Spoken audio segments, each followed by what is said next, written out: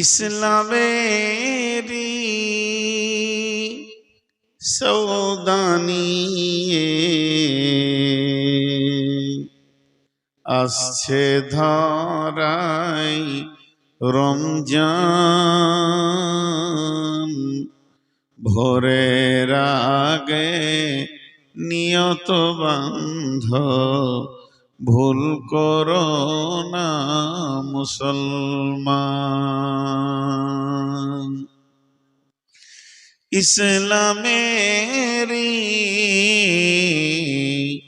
সৌদানিয়ে আসছে ধরাই রমজান, ভোরের আগে নিয়ত বান্ধ, ভুল করো না মুসলমান। রমজানেরই 30 রোজা, মাফ হবে তোর গুনহার বোঝা, মাসুম শিশুর মতো আল্লাহ জীবন তোমায় করবে দান, ভোরের আগে নিয়ত বান্ধ, ভুল করো না মুসলমান।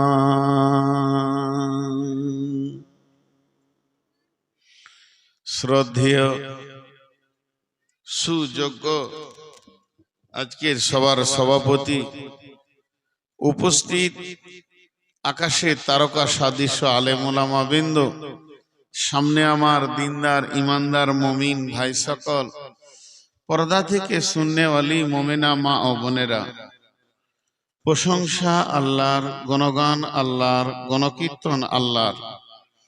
যে মহান মুনিব আজকে আমাদেরকে বিভিন্ন এলাকা, গোত্র, বংশ, জাতি, ধর্ম, বয়স, বর্ণ নির্বিশেষে এক তাবলীগী জালসার আয়োজিত মাহফিলে সম্বলপুরে আমাদেরকে হাজির করেছেন, এর জন্য আমরা সেই মুনিবের দরবারে শুকরিয়া করি আলহামদুলিল্লাহ।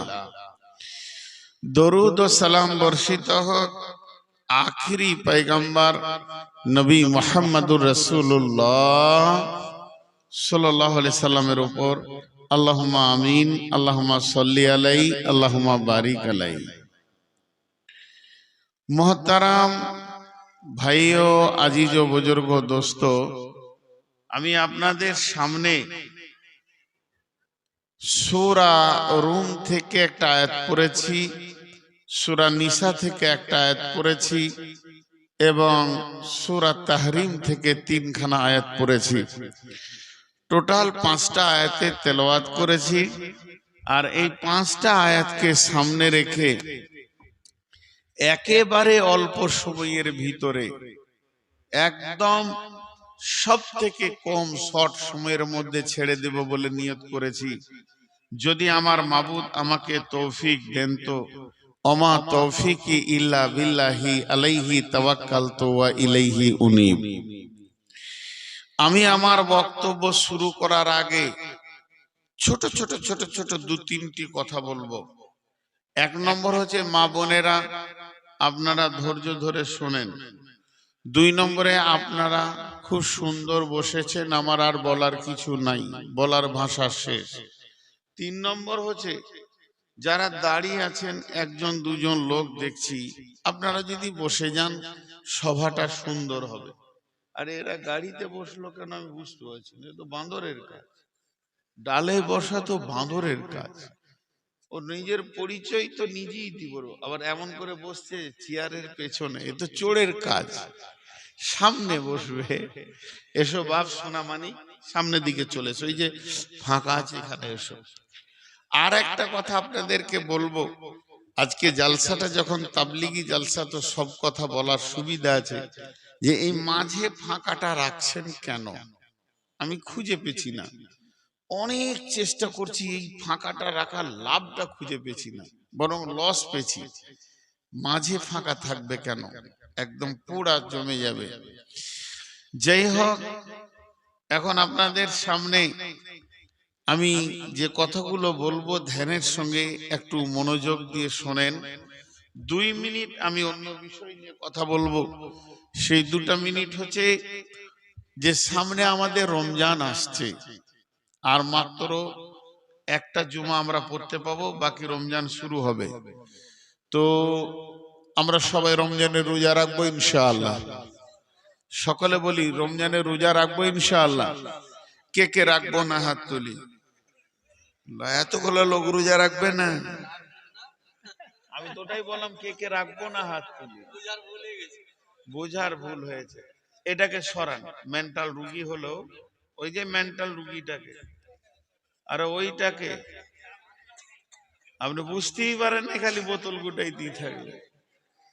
ওকে ধর বকাবকি না করে একদম আউট অফ রেঞ্জ।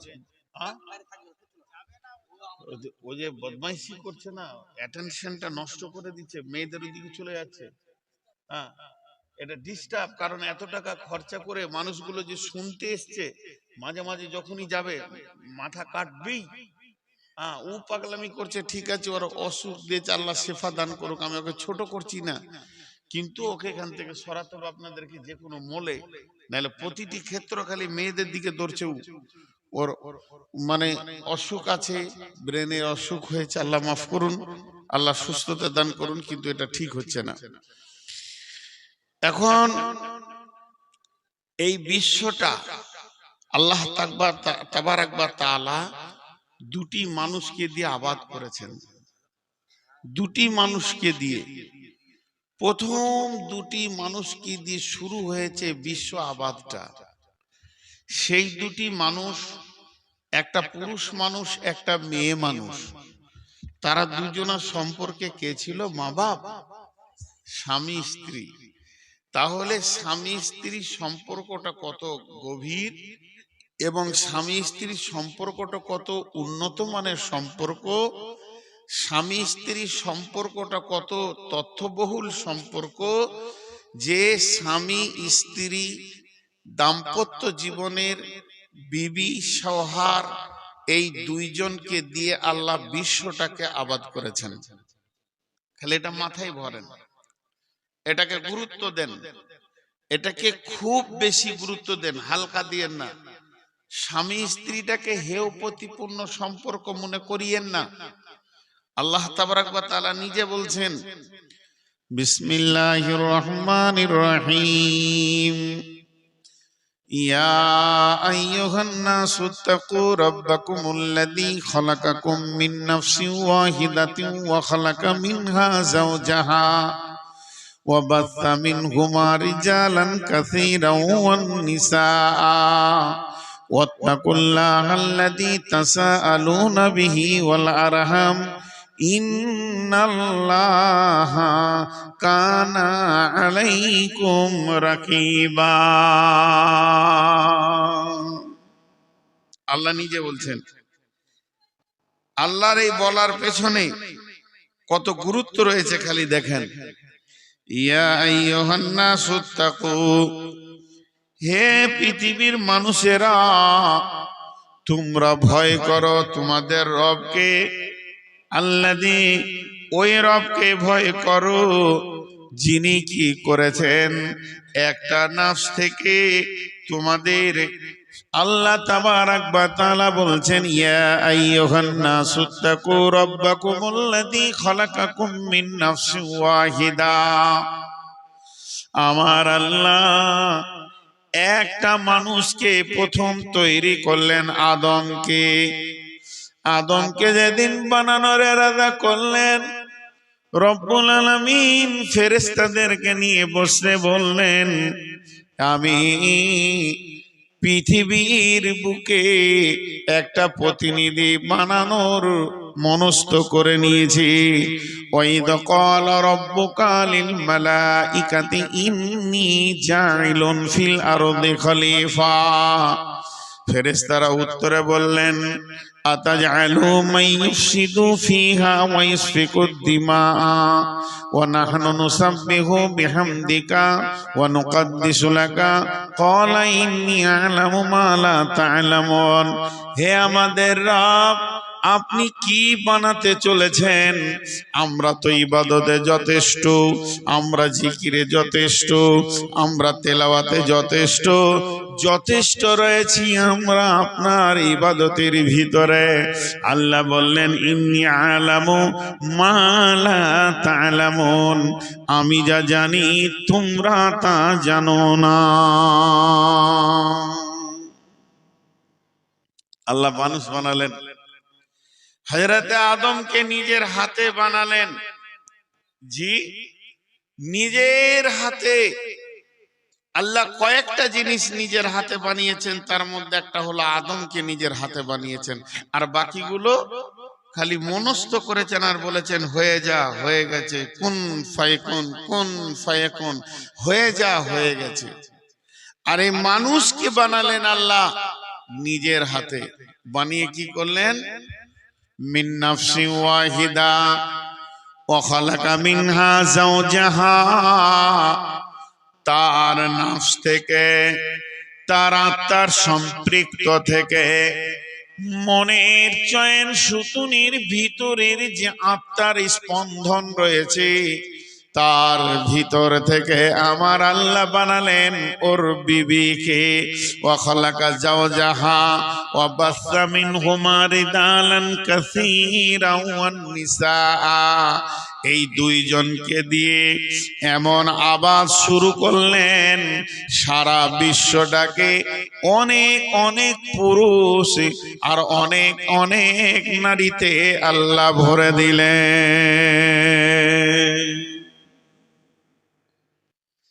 অনেক পুরুষ আর অনেক নারীতে বিশ্বটাকে আল্লাহ ভরে দিলেন। এই আয়াতটার ভিতরে দু তিনটা আমি দর্শন তথ্য বলবো। দিয়ে আল্লাহ কি বলছেন? আল্লাহ বলছেন, যার নামে তোমরা সওয়াল করো, তাসালুনা বিহি ওয়াল আরহাম, এবং মানুষের কাছ থেকে যার নামে সওয়াল করে দয়া চাও, তাকে তোমরা ভয় করো, তিনি সব সময় তোমাদের ব্যাপারে সচেতন। ইন্নাল্লাহা কানা আলাইকুম রাকিবা, তিনি তোমাদের ব্যাপারে সব সময় সূক্ষ্ম দৃষ্টিতে তাকিয়ে আছেন। তিনার চোখে থেকে তোমাদের ফাঁকি দেওয়া যাবে না। এখন ছোট ছোট করে কয়েকটা কথা বলবো। আল্লাহ আদমকে হাতে বানালেন। আদমকে বানানোর পর রাখা হয়েছিল কোথায়? এই জমিনে, প্রথম আসমানে, দ্বিতীয় আসমানে, তৃতীয়, চতুর্থ, পঞ্চম, ষষ্ঠম, সপ্তম, সিদরাতুল মুনতাহা? কোথাও না। আদমকে বানালেন কোন জায়গায় আর রাখলেন কোন জায়গায়? আমার এই কথাগুলো একটু 10টা মিনিট মনোযোগ দেন, তারপরে আপনি বাড়ি চলে যাবেন। আদমকে বানায়নি পৃথিবীর মাটিতে, বানিয়েছেন জান্নাতের মাটিতে। কোন জান্নাতে? 8টা জান্নাত আছে। সব থেকে দামি জান্নাত হলো জান্নাতুল ফেরদাউস। আর জান্নাতুল ফেরদাউসের ছাদটা হচ্ছে আল্লাহর রহমানের সিংহাসন। তাহলে দামি জান্নাতে বানিয়েছেন। সেই জান্নাতুল ফেরদাউসটা তো ছোট জায়গা নয়। কোন জায়গায় বানালেন? মন দিয়ে শোনেন। জান্নাতুল ফেরদাউসের ভিতরে 8টা জান্নাতের মধ্যে সব থেকে দামি জান্নাত হলো জান্নাতুল ফেরদাউস। আর সেই জান্নাতুল ফেরদাউসের ভিতরে সব থেকে একটি ময়দান আছে, ফাঁকা ময়দান, যেমন হাই স্কুলের ফুটবল ময়দান থাকে, ওই রকম জান্নাতুল ফেরদাউসের ভিতরে একটি ময়দান। ওই ময়দানটার নাম আলামে আরওয়া, আত্মা জগৎ। সেই ময়দানে আমার আল্লাহ তার নবীকে আদমকে নিজের হাতে বানালেন, আর বানানোর পরে পরই পৃথিবীতে পাঠিয়ে দিলেন না। বানানোর পরে পরেই আল্লাহ আদমকে জান্নাতি রেখেছিলেন। জান্নাতে আছে। জান্নাত মানে, জান্নাতের আবিধানিক অর্থ হলো বাগান, জান্নাতের আবিধানিক অর্থ হলো উদ্যান, পার্ক, সুন্দর আল্লাহর সাজানো। তো ওই জান্নাতে, যে জান্নাতে মরার পর মানুষকে দেওয়া হবে, যে জান্নাতটা মানুষ মরার পর যাবে, যে জান্নাতে মানুষ যাওয়ার জন্য এত নামাজ, এত রোজা, এত হজ, এত যাকাত, এত উমরা, এত দান, এত খয়রাত, যে জান্নাতে যাওয়ার জন্য মানুষ চোখের পানিতে কাঁদছে, যে জান্নাতে যাওয়ার জন্য শীতের রাত্রিতে, গভীর রাত্রিতে উঠে উজু করে কাঁদছে, সেই জান্নাতে আদম ছিলেন। আমার যুক্তিটা দেখেন, তাহলে তো আদমের রিল্যাক্সেবল থাকা দরকার ছিল, ফ্রি থাকা দরকার ছিল, আনন্দে উৎফুল্ল অবস্থায় জান্নাতে ঘোরাফেরা করবে। জান্নাতে কোনো নেগেটিভ জিনিস নাই, জান্নাতে পায়খানা নাই, পেশাবখানা নাই, জ্বর নাই, অসুখ নাই, ক্যান্সার নাই, এরকম বড় বড় কোনো রোগের খবর জান্নাতে নাই। জান্নাতে সব সময় মানুষ শান্তিতে বাস করবে। কেলান সালামান সালামা, সেখানে শান্তি আর শান্তি, খাওয়ার অভাব নাই, পানির অভাব নাই, চারখানা নহর জান্নাতে কুলকুল করে বইছে। ওয়ান হাকাম বিনতে মাবিয়া রাদিয়াল্লাহু তাআলা আনহু قال قال رسول الله صلى الله عليه وسلم ইন্না ফিল জান্নাতি বাহারুল মাই, বাহারুল লাবানি, বাহারুল আসালি, বাহারুল খামরি। জান্নাতের মধ্যে পানির নহর রয়েছে, দুধের নহর রয়েছে, জান্নাতের মধ্যে প্রবাহমান মধুর নহর রয়েছে। জান্নাতে আপনার কিনা সারাবান তাহুরার নহর রয়েছে। তাহলে টেনশন মুক্ত জায়গা, মানুষের জান্নাতে কোনো টেনশন হবে না। আর ওই রকম ভালো জায়গাতে আল্লাহ আদমকে রেখেছিলেন। তাহলে আদমের তো রিল্যাক্সেবল থাকা কথা ছিল, উৎফুল্ল অবস্থায়, কিন্তু আদমকে আল্লাহর জান্নাতের নিয়ামত ভালো লাগছে না, মন ভারী, মনের ভিতরে বিষণ্ণতা, মনের উৎফুল্লতা শেষ হয়ে গেছে। জান্নাতের ভিতরে মানুষের মন যে ভারী হয়, এটা অবাক ব্যাপার। আপনার আমার পিতা হযরতে আদমের মন ভারী হয়েছে। কেন ভারী হয়েছে, কি কারণ, কি অসুবিধা, এটা আমাদের রবকে বলতে হবে না। তিনি হলেন আলিমুম বিজাতিস সুদূর, তিনি দিলের খবর জানেন। আদমের দিলের খবর আল্লাহ বুঝে নিয়েছেন। জান্নাতে সমস্ত নিয়ামত থাকার পরেও একটা জিনিসের অভাবের কারণে আদমের মনের শান্তি নাই। তার কারণ আদম হলো একা, সঙ্গিনী নাই। আর সঙ্গিনী ছাড়া একটা পুরুষ স্বতঃস্ফূর্ত কোনো কাজ করতে পারে না। জান্নাতের মতো জায়গাতে আদমের মনের ভারী দেখে আমার রব, আদম শুয়েছিলেন, আদমের পাঞ্জরের হাড্ডি ফেরেশতা মাধ্যমে গ্রহণ করে। আদমের যে বিষণ্ণতা, আদমের যে মানসিকতার ভারী, এটা আত্মার রোগ, এটা দেহে দেহের রোগ নয়, সেই আত্মার ভিতরে আনন্দ দেওয়ার জন্যে আত্মা সম্পৃক্ত থেকে একটা সুশ্রী সুন্দরী নারীকে আল্লাহ বানিয়ে দিলেন। নারীকে বানিয়ে আদমের পাশে যখন দিয়েছে, আদম মহিলাকে দেখি আনন্দে হেসে ফেলেছে। আল্লাহ বুঝে নিয়েছেন, আদম তোমার কোন জিনিসের প্রয়োজন ছিল এটা আমি রব বুঝে নিয়েছি। জান্নাতের নিয়ামত তোমাকে আনন্দ দিতে পারেনি, একটা নিয়ামত বাকি থাকার কারণে তোমার মনের বিষণ্ণতা দূর হচ্ছিল না। আমি তোমার সামনে তোমার বিবি হাওয়াকে এনে দিলাম। এবার আদম হেসেছে যে আমি যেটা চাইছিলাম পেয়ে গেছে। আমার রব আদম আর হাওয়া জান্নাতের ভিতরে তাদের স্বামী স্ত্রী বানিয়ে দিলেন। তারা দুজন আপোষে মা ছিল না, বেটা ছিল না, আব্বা ছিল না, বেটি ছিল না, তারা সম্পর্কে ছিল স্বামী স্ত্রী। তাহলে এখান থেকে আর একটা যুক্তি বের করলেন। একটা যুক্তি বের হলো, জান্নাতের সমস্ত নিয়ামত বিবির নিচে চলে গেল। 2 নম্বর নিয়ামত হলো এই যে বিষণ্ণতা দূর করেছে তার বিবি, অতএব জান্নাতের নিয়ামত হলো বিবি। আর 3 নম্বর যুক্তিটা শুনেলেন, স্বামী স্ত্রী সম্পর্কটা পৃথিবীতে এসে তৈরি হয়নি। স্বামী স্ত্রীর আত্মীয়তাটা পৃথিবীর প্রথম আত্মীয় এবং এর স্থান হচ্ছে জান্নাত। জান্নাতের আত্মীয় স্বামী স্ত্রী সম্পর্কটা পৃথিবীর প্রথম আত্মীয়, প্রথম সম্পর্ক। তারপরে মা আসবে, আব্বা আসবে, ভাই আসবে, বোন আসবে, দাদা আসবে, দাদি আসবে, নানা আসবে, নানি আসবে, যত আত্মীয় আছে পরে আসবে। সিরিয়াল নাম্বার 1 পৃথিবীর প্রথম আত্মীয় হলো স্বামী স্ত্রী।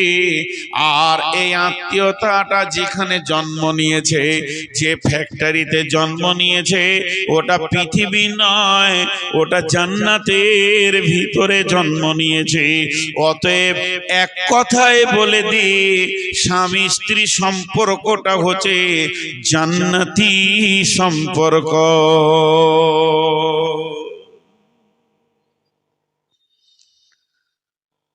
আর পশ্চিম দিকে সূর্য ওঠা পর্যন্ত স্বামী স্ত্রীর ভিতরে জান্নাতের স্বাদ লুকানো আছে। এটা আপনি আমার যুক্তি মানতেও পারেন, নাও মানতে পারেন। এটা এসেছে, এই আত্মীয়তাটা। আমি এসেছি বর্ধমান থেকে, আর কেউ এসেছে মুর্শিদাবাদ থেকে, আর কেউ এসেছে বিহার থেকে, কেউ এসেছে আপনাদের বক্তা ঝাড়খণ্ড থেকে। আর স্বামী স্ত্রী সম্পর্ক সারা পৃথিবীতে যত আছে, এটা এসেছে জান্নাত থেকে। এর স্বাদ জান্নাতের স্বাদ। আদম জান্নাতের কোনো নিয়ামত বাকি ছিল না, তারপরও আদমের মনের স্বতঃস্ফূর্ততা ছিল না, বাকি ছিল শুধু বিবি। তো বিবি হলো জান্নাতি সম্পর্ক, এর ভিতরে জান্নাতের স্বাদ লুকানো আছে। কিন্তু কিছু জায়গায় বিষণ্ণতা তৈরি করছে মা বোনেরা। এই সম্পর্কের ভিতরে আপনি আমি মাথা ভরে সেটাকে ফ্র্যাকচার করার চেষ্টা করছি। এটা কিন্তু ঠিক নয়, এটা ঠিক নয়, এটা ঠিক নয়। 2টি উদাহরণ দিব, মন দিয়ে শুনবেন। 2টি উদাহরণ দিব, মন দিয়ে শুনবেন। উদাহরণ 2টা কি? আমার গ্রামের একটা খবর। ওরা 4 ভাই 2 বোন, বাস সংসার ভালো চলছে। বোনদের বিয়ে হয়ে গেছে, বাইরে চলে গেছে। 4 ভাই আছে, মা আছে, মা মারা গেছে, আব্বা আছে। তো বোন এসছে বেড়াতে। আপনারা আমার কথাটা ঠিক না ভুল উত্তর দেবেন। বোন এসছে বেড়াতে, আব্বা অসুস্থ। তো আব্বাকে দেখলো। মাগরিব পর বোন লেকচার দিচ্ছে বক্তা হয়ে। ভাইকে, ভাবি আছে, ভাতিজা ভাতিজি সব ঘরে আছে। ওদের ফুফু হলো, অনেকদিন পর বেড়াতে এসছে, ঘরে আনন্দ। রান্না বান্না আলাদা, খাওয়া দাওয়া আলাদা। দিয়ে বোনটা দোলা ভাইটা বসে আছে, ওদিকে শ্বশুর বসে আছে, ওই মহিলাটার বাপ, আর যে জামাইটা এসছে ওর শ্বশুর, ছেলেটা আছে বাপের বড় ছেলে। বোন লেকচার দিচ্ছে কি বলে জানেন? দে ভাই, আব্বাকে দেখবি, আব্বা বড় নিয়ামত, মা তো মারা গেছে, আব্বাকে দেখতে হবে, বাপকে কষ্ট দিবি না, টাইমে খাবি। এই কথা বলতে বলতে মাঝে ফের একটা টুক করে কথা বলে নিলে, বইয়ের কথাই পড়ে যাস না, মেরে দিলে একটা ঘা। আপনারা বুঝতে পেরেছেন কথাটা আমার? হ্যাঁ না বলেন? বুঝে বইয়ের কথা শুনে বাপকে দেখবি না, এটা যেন না হয়। আল্লাহকে ভয় কর, বাপকে দেখবি। আচ্ছা, কথাও ভালোই বলছে, ভালোই বলছে, কিন্তু মাঝে ওটা বলার কি দরকার ছিল? ভাই বোন দিয়ে তো সংসার হয় না, স্বামী স্ত্রী দিয়ে হয়। আমি আমার বিবিকে যত ভালোবাসি তার থেকে আমার বোনকে বেশি ভালোবাসবো? সম্ভব? পসিবল হতে পারে না। সে তার স্বামীর কাছে নিয়ামত, আমার কাছে আমার বিবি নিয়ামত। মধ্যখানে একটা ফাট তৈরি করলো, ফাট করলো। শেষকালে রিজাল্ট হচ্ছে, পরের দিন ওরা বাইক নিয়ে নিজের শ্বশুর ঘর চলে গেল, বাপকে দেখা হলো। খবর শুনছি যে বোনটা এত জ্ঞান দিলে তার ভাইকে, ওই বোন তার শাশুড়িকে 3 মাস খেতে দেয়নি, বাড়িতে উঠতে দেয় না। বাড়িতে উঠতে দেয় না। এক দুটা বড় বড় শিক্ষিত মানুষ পাগলাখানা দেখতে গেছে, বুঝলেন তো? এক পাগলা গোটাটাই নাঙ্গা হয়ে আছে, 1 ইঞ্চি কাপড় নাই ওর শরীরে, আর হ্যাঁ হ্যাঁ হ্যাঁ করে হাসছে মোটা মোটা রড ধরে। তখন আরেকটা পাগলা গামছা পরেছিল, ও এসে ওর গালে মারলে একটা থাপ্পড়। এত বড় মুলবি সাহেব এসছে বর্ধমান থেকে, তুই ন্যাংটা হয়ে থাকবি, তোর লজ্জা শরম নাই? যে নিজের গামছাটা খুলে ওর কোমরে বেঁধে দিলে। হ্যাঁ, ও ভাইকে জ্ঞান দিলে বাপকে মাকে দেখিস, আর ও নিজের শ্বশুর শাশুড়িকে 3 মাস খেতে দেয়নি, অন্য বেটার ঘরে খেছে, আর বারান্দায় উঠতে দেয়নি। বলেন, আল্লাহ তাবারাক ওয়া তাআলা বলছেন, তুই ভাইয়ের সংসারে কাঁটা হতে যাস না। তুই জানিস না তোর ভাইয়ের হৃদয়ের মহব্বতের মানুষটা কে? না তোর বিবি, ওর বিবি। কারণ কোরআন বলছে, জান্নাত যেখানে সুখ দিতে পারেনি, বিবি এসে সুখের দরজা খুলে দিয়েছে। বিশ্বনবী বলছেন, বিবি হলো ঘরের বরকত। অভাব চলছে, বিয়ে করো, ঘরে বরকত লেগে যাবে। তুই তোর ভাইয়ের স্বামী স্ত্রী, তাদের মধুর জগতে কেন কাঁটা হতে গেলি? এইরকম ঘটনা মালদায় আছে না নাই? আর আপনারা মুখ খুলেন তবেই তো মেয়েরা বুঝবে, আছে না নাই?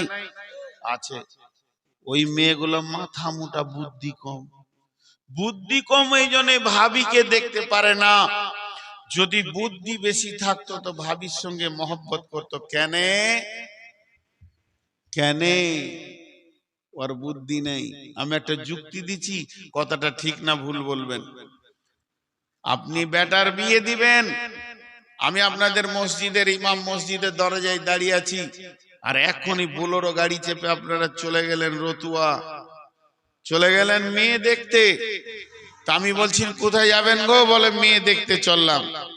তাহলে প্রথমে ওটা কি হলো? মেয়ে। প্রথমে কি হলো? মেয়ে। মেয়েদের রূপগুলো দেখেন। প্রথম যখন দেখতে গেলেন তখন হলো মেয়ে। এরপরে যখন বিয়ে পড়ানো হয়ে গেল, ও আর মেয়ে থাকলো না, ও হয়ে গেল আপনার ভিটার, আপনার পৈতৃক ভিটার।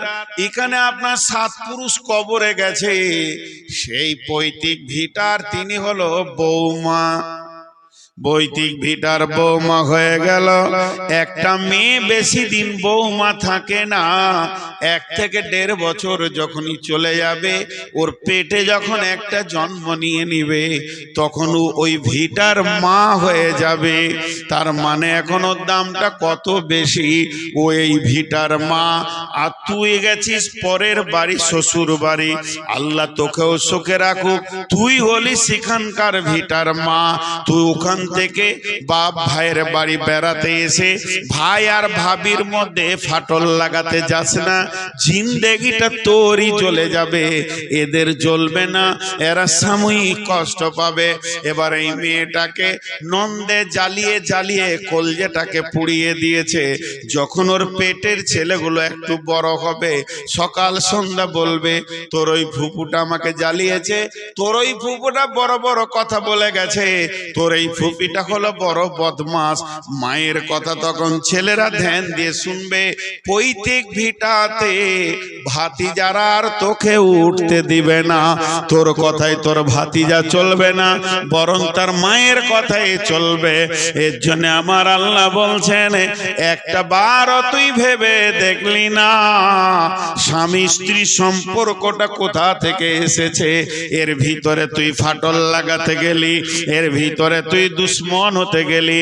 তাই আমার আল্লাহ বলছেন, ইয়া আইয়ুহান নাসুত্তাকু রাব্বাকুমুল্লাযী খালাকাকুম মিন নাফসিন ওয়াহিদাতিন ওয়া খালাকা মিনহা যাওজাহা ওয়া বাসসা মিনহুমা রিজালান কাসীরা ওয়ান নিসা ওয়াত্তাকুল্লাহাল্লাযী তাসাআলুনা বিহি ওয়াল আরহাম ইন্নাল্লাহা কানা আলাইকুম রাকিবা।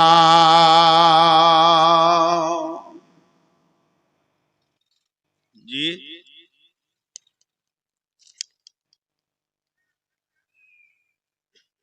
আল্লাহ তাবারাক ওয়া তাআলার একটা আয়াত আপনাদেরকে দিলাম, দ্বিতীয় আয়াতে যাচ্ছি। মাঝে খালি একটা ছোট করে কথা আপনাদেরকে জিজ্ঞেস করব, যে যুক্তি কথাগুলো আয়াত থেকে বললাম, এগুলো বর্তমানে চলছে কি চলছে না? মানে বাড়ির বউটাকে শেষ করে দিল জাতি। এবার আরেকটা আয়াত বলবো, ওখানে দুটা যুক্তি দিব। বিসমিল্লাহির রহমানির রহিম। ওমিন আয়াতিহি আন খালাকা লাকুম মিন আনফুসিকুম আজওয়াজাল লিতাসকুনু ইলাইহা ওয়া জাআলা বাইনাকুম মাওয়াদ্দাতাও ওয়া রাহমা ইন্না ফি যালিকা লাআয়াতিন লিকাউমিন ইয়াতাফাক্কারুন। জি, আপনারা মনোযোগ দেন। আয়াত মানে হলো নিশানা, আয়াত মানে নিশানা। তো আপনি আল্লাহকে খুঁজছেন, আল্লাহ কোথায় আছে, আল্লাহকে কি করে পাবো? তো আল্লাহকে পাওয়ার ব্যাপারে বহুত নিশানা আছে। জমিনটাকে বানালো, নিশ্চয়ই বানানেওয়ালা আছে, তিনি আল্লাহ। এ বিশাল আসমানকে বানালো, যিনি বানালেওয়ালা তিনি আল্লাহ। এই উটকে কে বানালো, এই পাহাড়কে কে বানালো, এই দিনটাকে বানিয়েছে, রাতই বা কে বানিয়েছে, রাতের পরে দিন, দিনের পরে রাত, রাতের পরে দিন, এই রোটেশনটা লাগিয়ে রেখেছে কে? চারিদিকে যেদিকে তাকায় আমি যেন আল্লাহর কুদরতের ভিতরে ডুবে যাই, আমার মাথা যেন কাজ করে নিশ্চয় আল্লাহ বলে একজন আছে। তাছাড়া এই বিশাল সাম্রাজ্য, দিবারাত্রির পরিবর্তন, এইগুলোকে কে আটকে রাখবে, এগুলোকে কে সাজাবে? সেই আল্লাহ বলছেন, তুই যতগুলো আমার নিদর্শন দেখেছিস, আসমান দেখেছিস, জমিন দেখেছিস, তুই দেখেছিস আপনার কিনা দিবারাত্রির পরিবর্তন, তুই দেখেছিস পাহাড় পর্বত, যতগুলি তুই দেখেছিস জমা রেখে দে তোর মাথাতে, আমি আল্লাহ আর একটা তোদেরকে নিদর্শন দিছি, তোরা খেয়াল করিসনি, হয়তো তোদের চোখে পড়েনি। সেটা হলো কি, ওমিন আয়াতিহি আন খালাকালাকুম মিন আনফুসিকুম আজওয়াজা, আমি তোদের আত্মা থেকে তোদের বিবিকে বানিয়েছি রে, তোদের মজার আনন্দের বান্ধবীটাকে আমি বানিয়েছি, তোদের বিবিকে বানিয়েছি, তোদের আত্মা থেকে আমি বানিয়েছি রে। কেন বানালাম, কেন বানালাম, কেন বানালাম? তার ভিতরে কি রেখে দিয়েছে? ওই বিবিটাকে লিতাসকুনু ইলাইহা ওয়া জাআলা বাইনাকুম মাওয়াদ্দাতা ওয়া রাহমা, সে তোকে শান্তি দেবে, শান্তিতে রাখবে, আর দুইজনে মাখামাখির ভিতরে আনন্দ জগতে তোরা ভেসে যাবি। এটা আমি বানিয়েছি। লিতাসকুনু ইলাইহা, তোকে শান্তি দেবে, রহমত দেবে। যে আমার আল্লাহ চ্যালেঞ্জ দিচ্ছেন, চ্যালেঞ্জটা কি? ও আমেরিকার গবেষণা করনেওয়ালা, ও ইংল্যান্ডের গবেষণা করনেওয়ালা, ওরে ভারতের গবেষক, ও বাংলাদেশের গবেষক, সারা পৃথিবীতে যারা ব্রেন নিয়ে গবেষণায় বসেছো, একবার তোমাদের গবেষণার মেশিনে স্বামী স্ত্রীটাকে ফেলে দিয়ে দেখো, ইন্না ফি যালিকা লাআয়াতিল লিকাউমি ইয়াতাফাক্কারুন, নিশ্চয়ের ভিতরে গবেষকদের জন্য আমি একটা সাবজেক্ট লুকিয়ে রেখেছি, যালিকা লিকাউমি ইয়াতাফাক্কারুন, যারা ফিকির করে, গবেষণা করে, তাদের জন্য এটাও একটা বিষয়।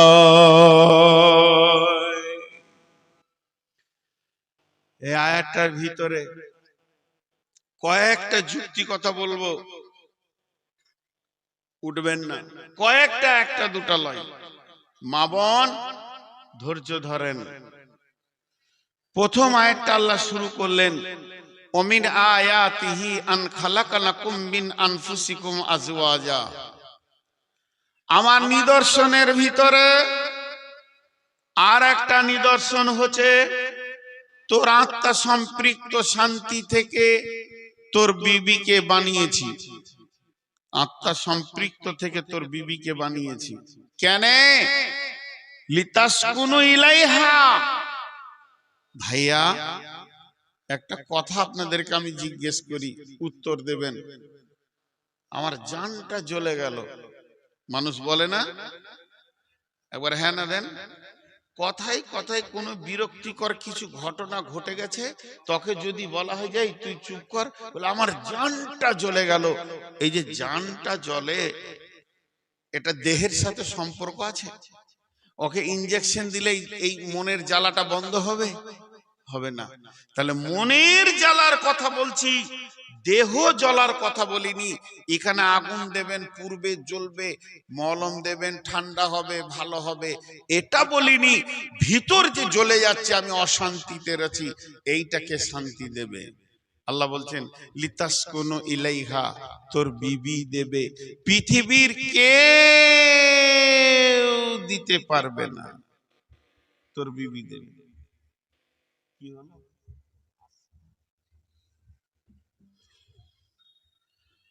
আপনাদের বিরক্ত লাগছে নাকি? এখানে দু তিনটি যুক্তি কথা আছে, ধ্যান না দিলে আমি বোঝাতে পারবো না।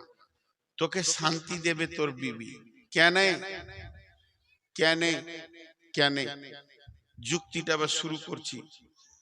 আমার বডিতে দুটো জিনিস আছে, একটা আছে আমার দেহ। আমি বললাম না যে যখনই খুব গুরুত্বপূর্ণ কথা বলছি তখনই ডিস্টার্ব করছে, আর ওকে নাচাচ্ছে শয়তান। আমার বডিতে দুটো জিনিস আছে, একটা আমার দেহ, একটা আমার আত্মা। আমার বডিতে কয়টা জিনিস আছে বললাম? একটা দেহ আর একটা আত্মা। দেহ তৈরি হয়েছে মাটি থেকে, দেহ ধ্বংস হবে মাটিতে। আত্মা এসেছে কোথা থেকে? জান্নাতুল ফেরদাউস থেকে। মুখ খুলেন, আত্মা এসেছে কোথা থেকে? ফেরদাউস থেকে। আবার আত্মা যাবে কোথা? জান্নাতুল ফেরদাউসে যাবে। এক কথাই বলে দি, দেহের ধ্বংস আছে, আত্মার ধ্বংস নেই। এটা আপনাদের বুঝতে অসুবিধা হয়েছে? আত্মা ছিল আলামে আরওয়াতে। আমারটাই বলি, আল্লাহ বললে এই ফেরেশতা ওই আত্মাটাকে নিয়ে গিয়ে নূর মোহাম্মদের মায়ের পেটে দেখা একটা পুতলা আছে ভরে দিগা, পুতুলের ভিতরে ভরে দিল, আত্মাটা আমি পেয়ে গেলাম। মা প্রসব করে পৃথিবীতে আমাকে দিয়ে দিল, আত্মা সহ এলাম। আবার আল্লাহ বলবে ফেরেশতা রে আজরাইল যা তো নূর মোহাম্মদের আত্মাটাকে বার করে লাই, ওই পচা দেহটাকে ফেলে দিয়ে আমাকে টেনে নিয়ে চলে গেল। ইল্লিনে থাকবে, সিজিনে থাকবে, জান্নাতে যাবে, জাহান্নামে যাবে, হিসাব হবে, আত্মার ধ্বংস নাই। তাহলে এবার আপনাকে যেটা বুঝাতে চাইছি ওইটা বলছি। পৃথিবীতে আপনার যত আত্মীয় আছে একটা খাতাতে সিরিয়াল দিয়ে লিখেন। 1 নম্বরে লিখেন মা, আব্বা, মামা, খালা, চাচা, ফুফি, চাচাতো ভাই, মামাতো ভাই, খালাতো ভাই, ফুফাতো ভাই। লিখতে লিখতে লিখতে লিখতে আপনি 100টা লিখলেন। ওই পাতাটা রেখে দেন, ওই পাতাটা আর হাত দিয়ে না, অন্য একটা পাতালেন, সেইখানে লেখেন বিবি, স্ত্রী, একজনের নাম লিখেন, দিয়ে রেখে দেন। এবার আমি যেটা বলছি এটা কান দিয়ে শুনেন। পৃথিবীর যত আত্মীয় আছে দেহের সাথে সম্পর্ক নাই লয়। পৃথিবীর যত আত্মীয় আছে দেহের সাথে সম্পর্ক প্রথম মা বাপ দিয়ে শুরু হয়েছে। আমার সাথে আমার মা বাপের সম্পর্ক দেহ দিয়ে। আমার মা বাপের দেহ থেকে আমি হয়েছি, আমার রক্তে আমার মেয়ে হয়েছে, তার রক্তে তার মেয়ে হয়েছে, এটা হলো আমার রক্তের সম্পর্ক। তাহলে পৃথিবীতে যত আত্মীয় আছে দেহের সাথে সম্পর্ক। কিন্তু বন্ধুরে একটি খালি আত্মীয় আছে যার নাম হলো স্ত্রী, সেটা হলো আত্মার সঙ্গে সম্পর্ক। তাহলে পৃথিবীতে যত আত্মীয় আছে দেহের সাথে সম্পর্ক, স্ত্রী খালি আত্মার সঙ্গে সম্পর্ক। তা এবার ধরেলেন কবরে মানুষ পেরেশানিতে থাকবে, সুখে থাকবে, দুঃখে থাকবে। কিয়ামতের মাঠে মানুষ নাফসি নাফসি নাফসি নাফসি নাফসি নাফসি করবে, কেউ কাউকে মনে রাখতে পারবে না। এরপরে চলেন জাহান্নাম। জাহান্নাম তো মনে রাখার জায়গা নয়, নিজেকে নিয়ে পেরেশান। কিন্তু বন্ধুরে জান্নাত হলো সুখের জায়গা, টেনশন নাই, ঘুরো আনন্দ করো, সুখের জায়গা। জান্নাতে কোনো টেনশন নাই, জান্নাত হলো সুখের জায়গা, সুখ আর সুখ। সেদিন কেউ কাউকে ভুলবে না। আত্মীয়র মধ্যে যেমন পৃথিবীতে কুটুম বাড়ি আত্মীয় যাওয়া আসা হয়, জান্নাতের ভিতরে আত্মীয় যাওয়া আসা করবে। তবে জান্নাত গুলো কেমন হবে? আমার জান্নাত আলাদা, আমার আব্বার জান্নাত আলাদা, আমার মায়ের জান্নাত আলাদা, আমার মামার জান্নাত আলাদা, আমার চাচার জান্নাত আলাদা, আমার খালার জান্নাত আলাদা, আমার ফুফির জান্নাত আলাদা। এরা আমার রক্তের আত্মীয়। তারপরও জান্নাত একটা হবে না, সবাই নিজের নিজের জান্নাতে আনন্দ করবে। তার কারণ হলো এগুলো আমার দেহের আত্মীয়। আর একটা আত্মীয় হলো আত্মার আত্মীয়। আত্মাকে যে শান্তি দিতে পারে তার নাম হলো বিবি, আর তারই নাম হলো স্বামী। এদের জান্নাত কিন্তু আলাদা হবে না। স্বামী স্ত্রী যদি দুজনই জান্নাতি হয়, আল্লাহ দুজন কি একই জান্নাতে একটা খাঁটি সোয়াবি। নন্দেরা খালি রেগে মরছে। এবার কি করবি? মাথা ঠুমকা।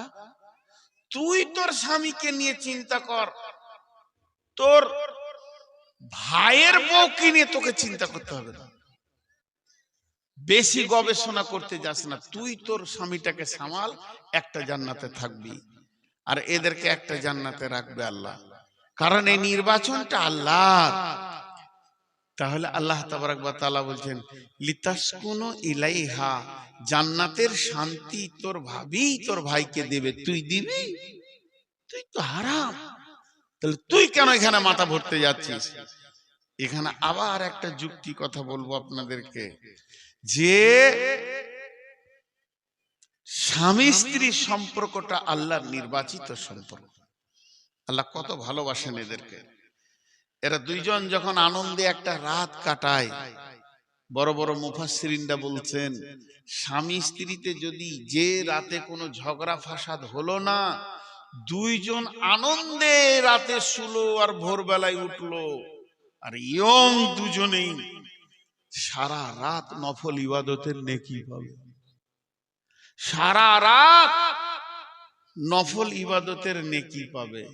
কিন্তু আমার যেগুলো খালামা আছে এইখানে, মানে আমার বয়সে অনেক বড়, হিসাব করে অঙ্ক করে দেখতে গেলে ওই মেয়েটার পেটে আমার জন্ম, আমার যা বয়স, সেই খালাদের হাতগুলো ধরে দুটো কথা বলছি। এই পৃথিবীতে সব থেকে বড় জালেম হলো শাশুড়ি। এক একটা বউকে যা অত্যাচার করে শাশুড়ি, খালামারা।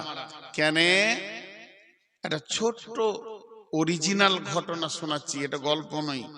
কোন এক মহিলাকে আমি দেখা করতে গেছি কোন একটা কাজে, তো পাশে বসে আছি, তো সম্পর্কে ফুফু হলো, দূরাদূরি আছে। তা আমাকেও বলছে, বাপ ছোট বেটিটার বিয়ে দিয়েছি, জানটা ঠান্ডা হয়ে গেল। আমার জামাই আমার বেটি ছাড়া কিছুই বুঝে না, যা বলবে তাই শুনবে, তোদের দোয়া ছিল তো জানটা ঠান্ডা হয়ে গেল। তার মানে কি? এটা হলো সম্বলপুর, বেটির বিয়ে দিয়েছে গাজলে, বেটি শ্বশুর শাশুড়ির সঙ্গে ঝগড়া করে স্বামীটাকে নিয়ে এসে বাপের গায়ে বাস করছে, দিয়ে ওর কলিজা ঠান্ডা হয়ে গেছে। তা আমি হালকা করে বললাম, ছেলেটা কোন গ্রামে, তার নাম করলে? বললাম ওই গ্রাম, ওর বাপ মা বেঁচে আছে? বলে আছে। যায় যায় না, আমার মেয়েটি ছাড়া কিছু বুঝে না। আমি বললাম হয়েছে এক নম্বর পাক্কা শয়তান।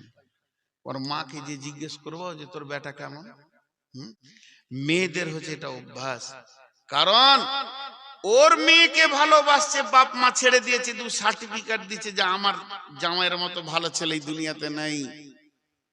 কিন্তু শুধু ওর নিজের বেটাটা, ওর বেটিকে, আপনার এখানে সম্বলপুরের একটা ঘরে দুটো বিয়ে হয়েছে, কিরকম ভাই বোন একই ভোজে বিয়ে হয়েছে।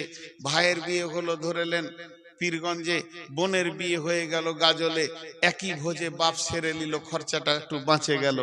কিন্তু এই দুটো ছেলের বিয়ে দিয়ে দুইখানা জিনিস এই ফ্যামিলিতে এসেছে, নতুন মেহমান। বোনের পরিবর্তে পেয়েছে একটা জামাই, বাড়ি একটা ফ্যামিলি, নতুন মেহমান। আর ভাইটার বিয়ে দিয়ে ঘরে একটা বৌমা পেয়েছে, তাহলে দুটো নতুন মানুষ আছে। জি, এবার ওই বেটিটা এখানে আছে, জামাই এসছে বেড়াতে, মোটর সাইকেল দিয়েছে নতুন জামাইকে, দিয়ে একদিনে 12 ঘন্টা হয়, সকাল থেকে সন্ধ্যা পর্যন্ত। এই 12 ঘন্টাতে 18 বার খালি বেটিটাকে নিয়ে গাড়ির পেছনে, একবার কুমারগঞ্জ একবার ঘর, একবার কুমারগঞ্জ একবার ঘর, একবার শামসি একবার ঘর, আবার একবার বলছে চলো না ঘুরে আসি পীরগঞ্জ থেকে ঘর। স্ত্রীকে ভালোবাসছে, স্ত্রীকে পেছনে করে মোটর সাইকেলে নিয়ে যাচ্ছে। মায়ের কলিজাটা বড় হচ্ছে, আহা হা জামাই রে, আমার কোন পুরুষের দোয়া ছিল ভালো জামাই পেয়েছে, আমার বেটিকে নিয়ে খালি ঘুরছে। একটা ছোট কিছু আনতে এসেছে, চলো দুইজনাতেই যাই। আর স্ত্রীকে পেছনে করে মোটর সাইকেলে নিয়ে যাচ্ছে, তো নেকির কাজ, সবের কাজ, ভালো কাজ, গুনাহালয়। বিয়ে করা বউ খুব ভালো।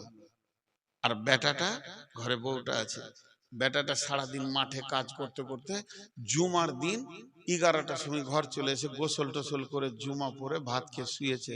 তো বউটা বলছে বিকাল বেলায় একবার কুমারগঞ্জ যাবো। বলে কেন? দুটা জিনিস নিতে হবে। তোমাকে কি বলবো? তোমাকে বলবো না তো কি বলবো, স্বামী স্ত্রী কত কেনাকাটা আছে, তো যাবো। আচ্ছা ঠিক আছে চলো, হবে, আজকে আর কাজ নেই। ঠিক আসরের নামাজ পড়ে কুমারগঞ্জ গেছে। বেটা বহুটাকে পেছনে চাপিয়ে নিয়ে, নতুন বিয়ে, এখন ছেলে পিলে হয়নি, সন্ধ্যার সময় ফিরছে। ওই মা পাড়াতে বলে বেড়াচ্ছে, কইস না গে বোন, কোন ঘরে বিয়ে দিলাম, বেটাটাকে কিনে নিলে। মন ছোট করে বলছে, ওর বেটি 25 বার বের হয়েছে, ওর দুঃখ নাই। আর বেটা খালি একবার গিয়েছে বউটাকে নিয়ে, তো বলছে বেটাকে কিনে নিলে ঘরেই থাকে না, খালি ঘুরছে ঘুরছে ঘুরছে। আমি অন্যায় বলছি আপনাদেরকে? এই চলছে কি চলছে না? চলছে। আল্লাহ এটা বলছেন, আমি কোরআনে আয়াত দিয়ে বলছি, লিতাসকুনু ইলাইহা ওয়া জাআলা বাইনাকুম মাওয়াদ্দাতা।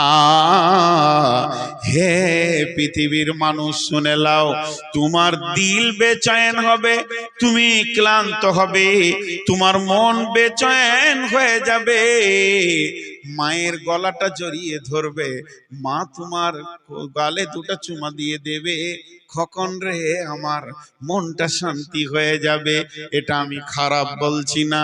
যেখান থেকে আসবেন মাকে কোলে নেবেন, মাকে গালে দুটো চুমা দেবেন, মাকে জড়িয়ে ধরবেন, কিন্তু বিবিকে একবার কাছে নিয়ে দেখেন কলিজাটা কত ঠান্ডা হবে। আমার রব বলেছে তোর সমস্ত উগ্রমতি ঠান্ডা করবে। বন্ধুরা আমার, জেনেলেন কেমন ঠান্ডা করবে? সে আমাকে শীতলতা দেবে, সামাজিক মানুষ বানাবে। এটা আমার মা পারবে না, এটা আমার বোন পারবে না, এটা আমার বেটি পারবে না, পৃথিবীর কোনো নারী পারবে না, একজনই পারবে, সেটা আমার বিবি। আমাকে সামাজিক বানাতে, সুন্দর বানাতে, ভালো বানাতে। আল্লাহ বলছেন এর জন্য বিবির কাছে ফিরে গিয়ে দেখো তোমার বিবি তোমার জন্য রেডি হয়ে আছি। একটা উদাহরণ দিব, কজন বুঝবেন আর কজন বুঝবেন না আমি জানি না, আমি দিব, বুঝলে বুঝলে, না বুঝলে নাই। এত খোলাখুলি বলবো না, অনেক ছোট ছেলে আছে। সেটা হচ্ছে কি, একজন আমার বন্ধু, ধরেন আপনার গ্রামে আমার বন্ধু 5 লাখ টাকা নিয়ে এসছে ব্যাংক থেকে, টাকাগুলা গুনছে, আর টাকা এমন একটা জিনিস দেখলি হাত সুসুর করছে। আমি খালি এরকম করছি, হায় রে আল্লাহ, এত নোট একা গুনবে রে, আমাকে একটা হাত দিতে দিছে না। যদি ওই টাকাতে হাত দিয়ে দিতে, প্রথম শব্দ হবে চোর চোর চোর, আর পায়ের জুতা মালটাবে শুরু করবে ধুপ ধাপ, চোর। হাজির টাকায় হাত দিলে চোর বলবি কি বলবে না?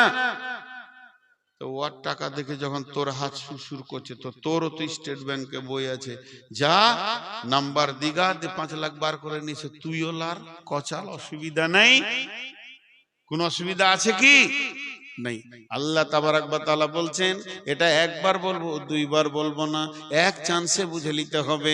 আল্লাহ তাবারাক ওয়া তাআলা বলছেন, পুরুষরে যখন তুই কারো বেটিকে দেখে নিবি, কারো বউকে দেখে নিবি, কারো খালাকে দেখে নিবি, কারো ফুফুকে দেখে নিবি, কারো মেয়েকে দেখে নিবি, যদি তোর মগজে উগ্র মূর্তি চলে আসে আর তুই সামালতে পারছিস না, এত সুন্দর মহিলা, মহিলা কি জিনিস, এটা যদি তোর মাথায় হয়, তাহলে ওর গায়ে হাত দিতে যাস না।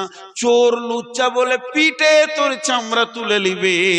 তুই বাড়ি চলে যা, তোর বাড়িতে যেটা বিবি রাখা আছে, এই ব্যাংকে যে বই আছে, ওই ব্যাংকেই সেই নোটগুলি আছে। তুই যাকে দেখছিস তার কাছে যে সম্পদগুলি আছে, যেটা তোর ঘরের বিবি, তার বডিতেই অতগুলো মাল লাগানো আছে, তাকে তুই গলায় জড়িয়ে ধরগা, কোলে তুলে নিগা, চুমা খাগা, ব্যবহার করগা, তোকে সে শান্তি করে দেবে। তোর উগ্রমতি ঠান্ডা করে দিয়ে, লাখ সাবান দিয়ে গোসল করিয়ে তোকে সমাজে বের করে দেবে। পৃথিবীর কেউ তোর গায়ে হাত দিবে না, তোকে লুচ্চা বলবে না, তোকে মারবে না। আমার বিবি আমার কি করে? আমার বিবি আমার দুটো কাজে লাগে। এক নম্বর, আমার চরিত্রকে সে আটকে রেখেছে। যদি আমার বিবি না থাকতো, আমার উগ্রমতি অন্য মেয়ের গায়ে হাত দিয়ে দিত, তাহলে আমাকে সে সামাজিক মানুষ বানিয়ে রেখেছে। দুই নম্বরে, আমার রক্তে, আমার বিচে, আমার সন্তান আমার কোলে সে তুলে দেয়, সে বহন করে পেটে, দুধ পান করায়, পায়খানা পেশাব সাফ করে, এত বড় কাজ করে, আমার রক্তের ছেলেটা আমার কোলে তুলে দেয়। এর মতো দামি আর পৃথিবীতে বন্ধু কে হতে পারে? পৃথিবীতে এর মতো দামি বান্ধবী আর কে হতে পারে? এর থেকে দামি বান্ধবী আর পৃথিবীতে নাই।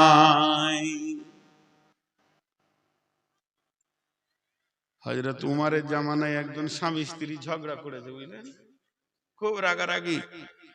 তো রেগে বলছে, দাঁড়া, তোকে ঠান্ডা করছি। আমি উমরের কাছে চললাম, উমরকে গিয়ে তোর বিরুদ্ধে বলবো, আর তোর যে পিটানি হবে তুই বুঝবি যে স্বামীর সঙ্গে এরকম ঝগড়া করা কেমন। তো তো উমারের কাছে চলে গেছে, তো দরজায় ধাক্কা দিচ্ছে।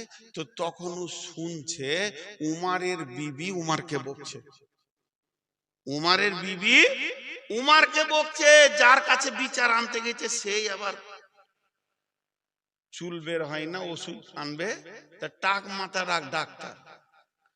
আচ্ছা, টাক মাথা ডাক্তারের কাছে যদি কেউ চুলের ওষুধ আনে, এর মতো পাগলার পেশেন্ট আর কেউ আছে? ও নিজেরই চুল বার হয় না, লোককে চুলের ওষুধ দিবে। কোন ব্যাপার? তো উমারের বিবি উমারকে বকছে, ও তখন ঘুরে পালিয়ে গেছে।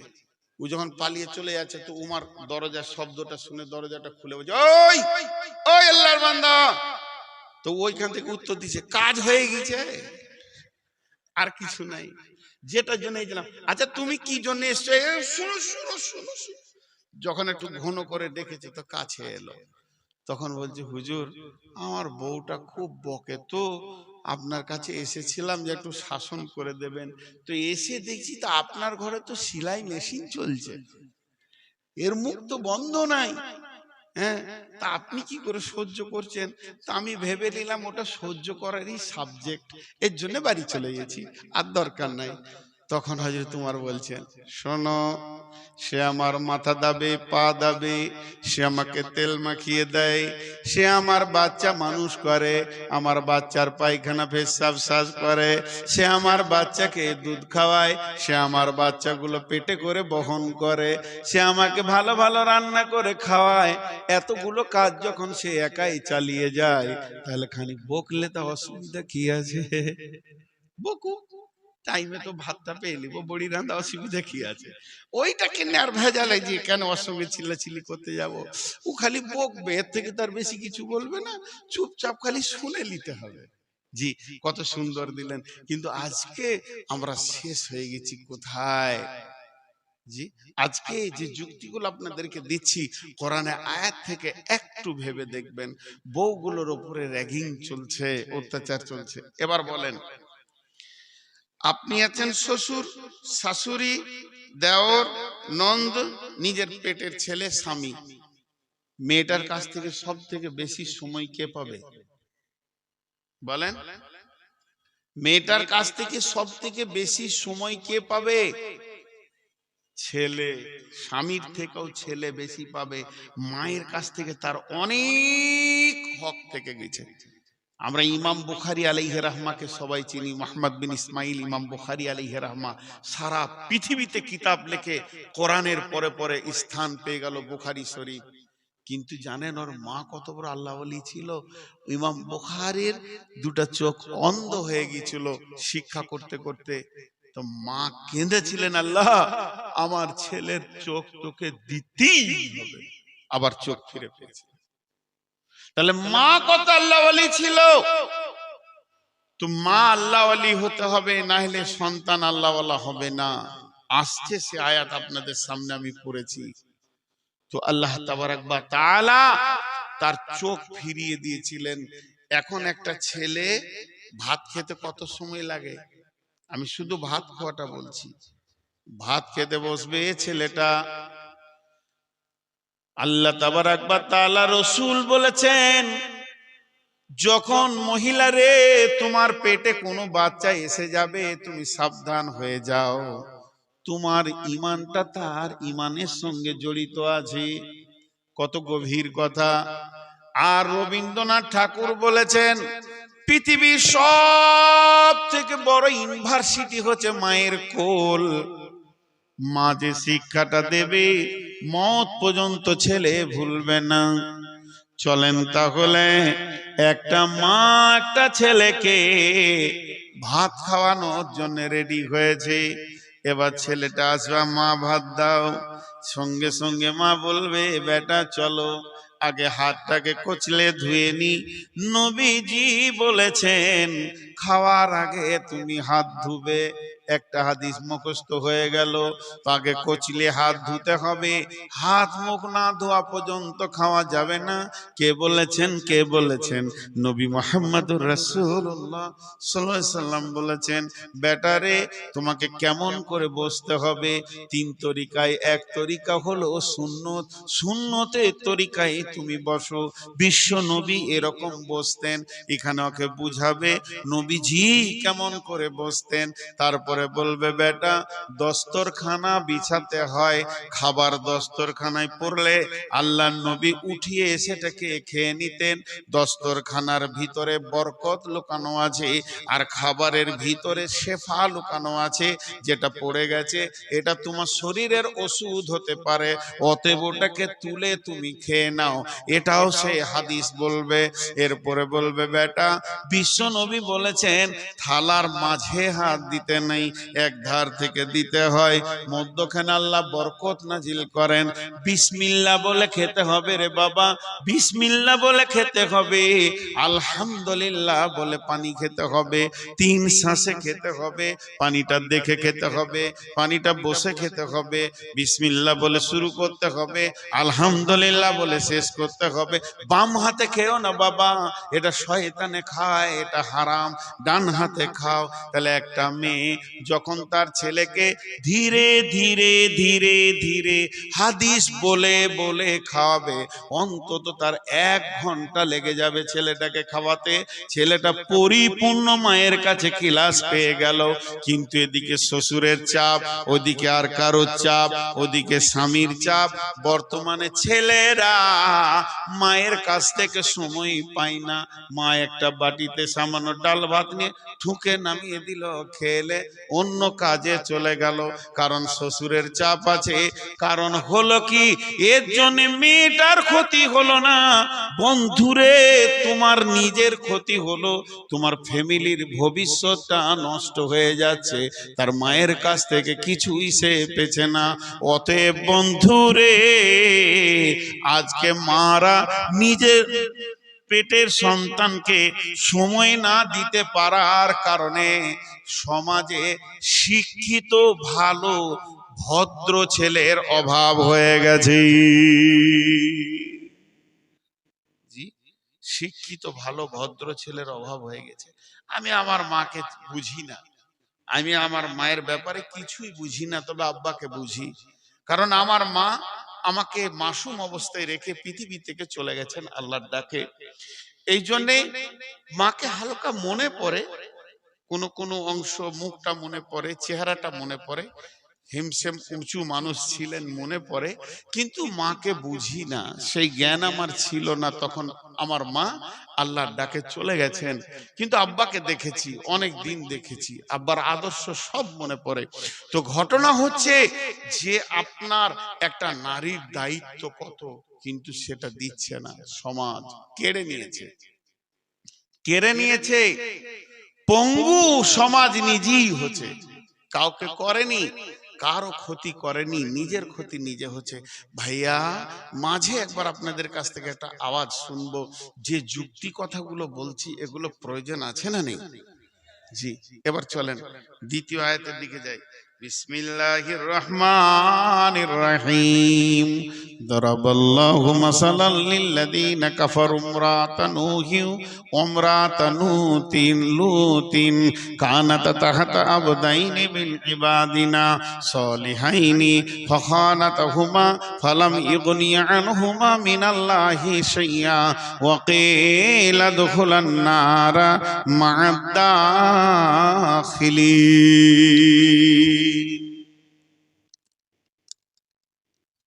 মা বোন সবর করেন।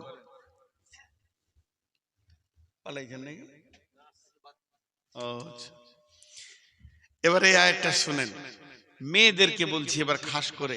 আর আমার প্রত্যেকটা কথা কিন্তু স্বামী স্ত্রীকে মিলিয়ে চলছে আজকে, কোনোটা খসুসান মেয়ে নয়। একটু সবর করেন।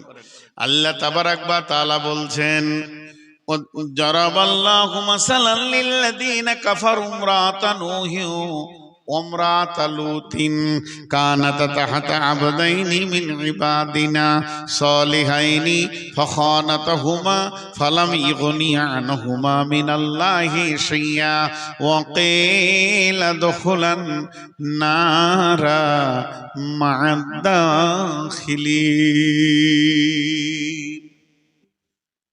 মেয়েদের তিনটে দল। এখানে যত মহিলা আছে আমার সঙ্গে আপনারা একটু ধ্যান দেন। এখানে তিন ধরনের মেয়ে আছে। একজনের স্বামী ভালো, একজনের স্বামী খারাপ, আর একজনের বিয়ে হয়নি। তাহলে কয়টা হলো? তিনটে।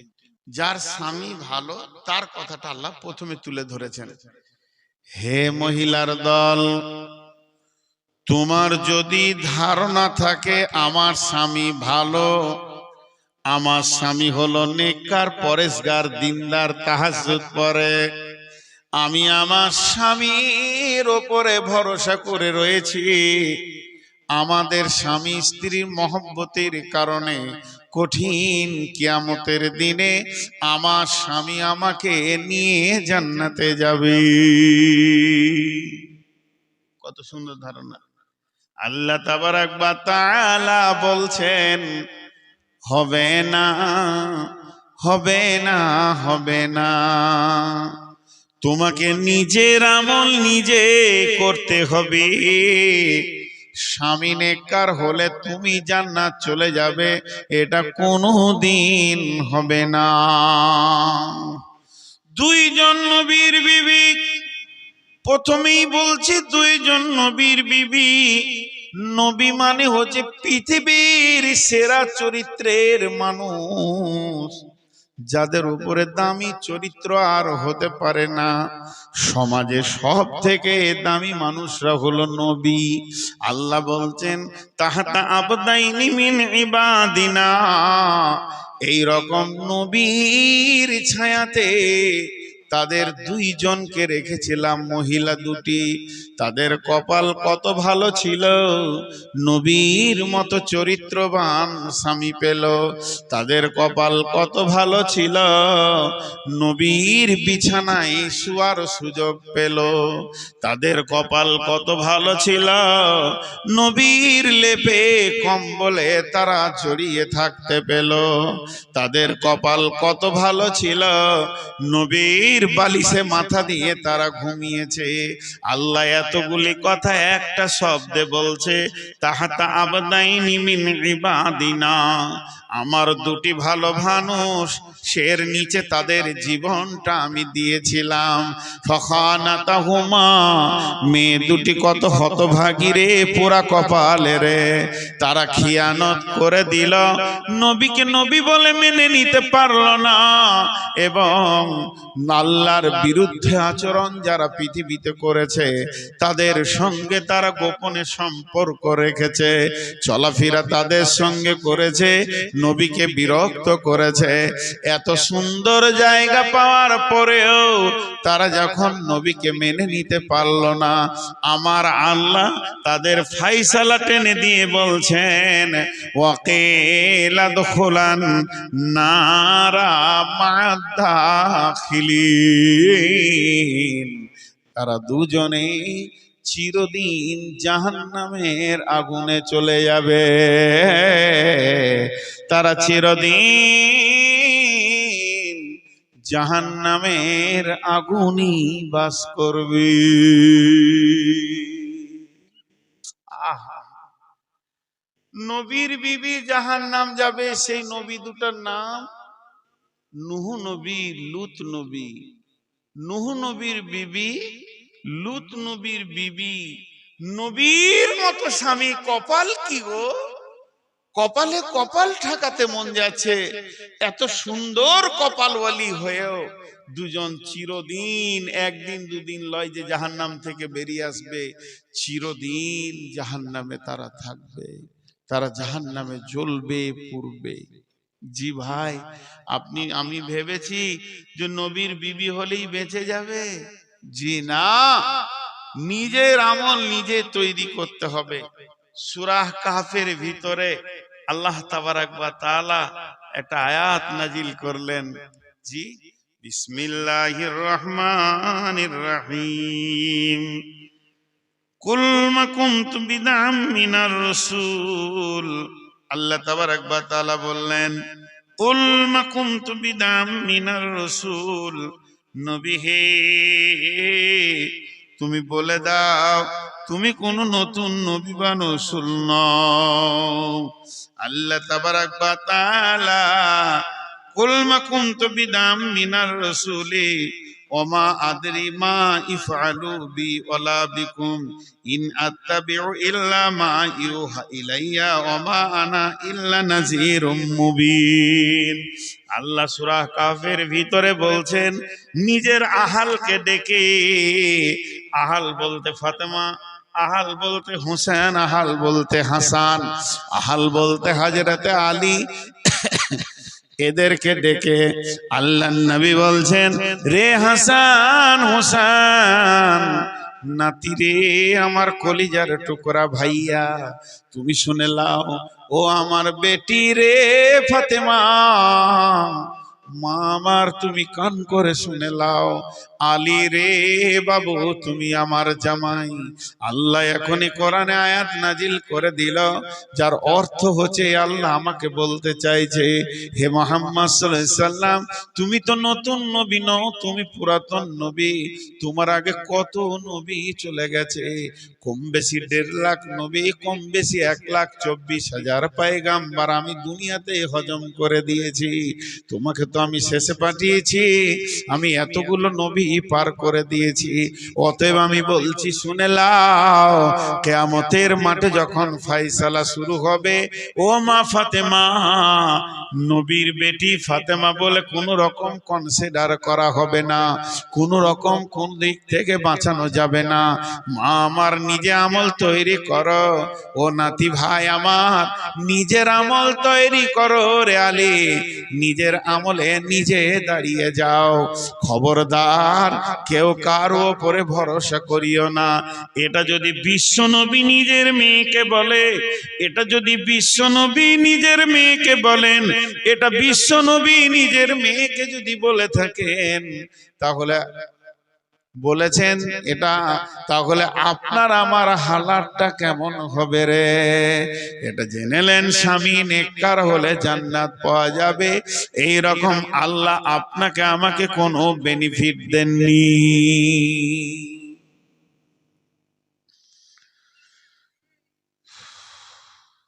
স্বামী নেককার, আমি জান্নাত চলে যাব না, হবে না। ওই রকম কোনো ব্যবস্থাপনা নাই, নিজের আমলে নিজেকে দাঁড়াতে হবে। আম্মা জান আয়েশা রাদিয়াল্লাহু তাআলা আনহা কেঁদেছিলেন, আর আল্লাহ রাসূলকে বলেছিলেন কিয়ামতের দিন বিবি বলে মনে থাকবে। তো বিশ্ব নবী বলেছিলেন, সালাসাতা মামাতিনা ফালা ইয়াজকুরুনা আহাদুন আহাদান, 3টে মৌকা এমন আসবে কেউ কাউকে মনে রাখতে পারবে না। জি, আজকের এই জালসার কাগজ নাই না, ইস্তাহার নাই, তাবলীগি জালসা তো,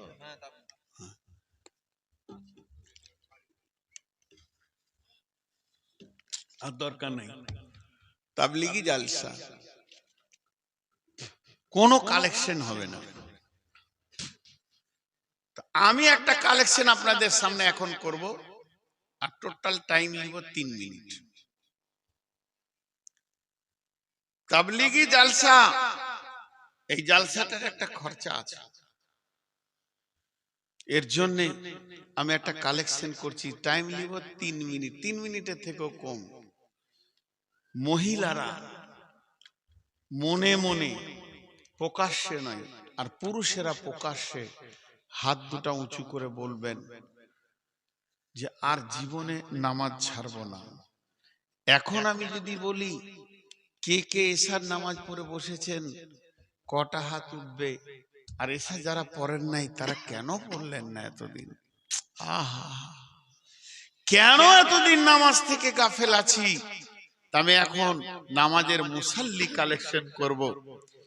তো শুধু যারা নামাজ পড়েনি এরাই সমাজে হাত তুলবে। এখন আমার দুখানা আয়াত আছে তাফসীর করতে, আমি এই আয়াতে একটা কালেকশন করছি। যারা এশার নামাজ পড়েননি, এর আগে যারা নামাজ কোনোদিন পড়েননি তারা হাত তুলেন। আচ্ছা, আপনাদের এলাকায় এরকম কোন সিস্টেম আছে শুধু জুমার নামাজ পড়ে? আছে না?